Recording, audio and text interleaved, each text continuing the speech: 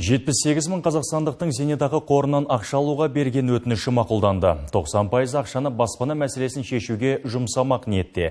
Бұл туралы бүгін Ұлттық банк төрағасы Ерболат Досаев хабарлады.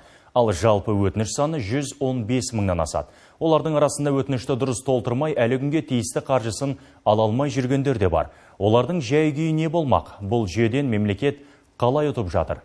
Әлішер Өмірзақ айтып береді. Елордалық Инна Петрқызы зейнетақы қорынан қаражат алғысы келетіндердің қатарынан. Шотында тиісті қаражат болмағанымен жұбайы жинап үлгеріпті. Бірақ шетелде және жеке куәлігінің мерзімі өткендіктен өтініш беру ұзаққа созылғанын айтады. Мұндайда қандай шешім бар деген сұраққа жауапты колл-центрден де ала алмадық дейді.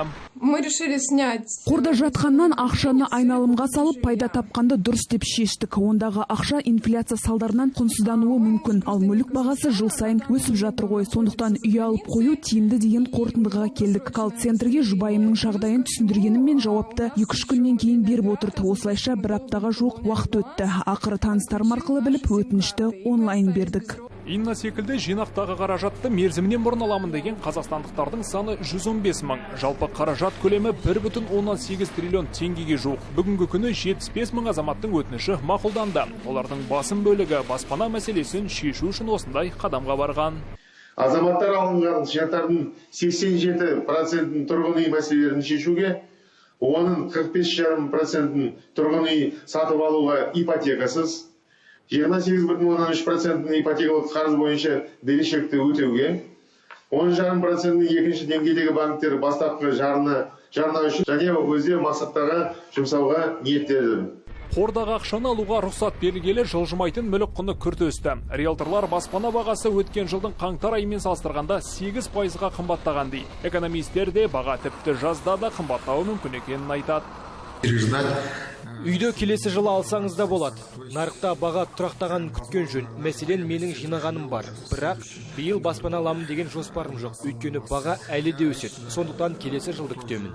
Ал риэлторлық орталықтың директоры Ғалым Ысқақ бұл бастама баспанасын аңсаған халықтан бөлек бірыңғай жинақтаушы зейнетақы қоры үшін де, сондай-ақ банктер үшін де тиімді дейді. Так как последнее время стало неактуально. Соңғы жылдары қорға ақша аудармайтындар саны артты. Әсіресе жастар арасында қорға деген сенім жоғалып барады. Ал мемлекет мерзімнен бұрын ақшаны жұмсауға рұқсат беру арқылы халықты керісінше қайта қорға ақшаны көптеп аударуға ынталандырып отыр. Ақшаны шешіп үй алып жатқандардың көбі банкке жүгінеді. Осылайша қор артынша банкте ақша айналымы артып, бұл жүйеден ұтып отыр. Жалпы біздегі ипотека жүйесі әлемдегі ең тиімсіз жүйенің бірі. Финпром агенттігінде жарияланған ақпаратқа сүйенсек, ипотеканың қолжетімділігі бойынша Қазақстан 109 елдің ішінен 74-ші орынға жайғасқан.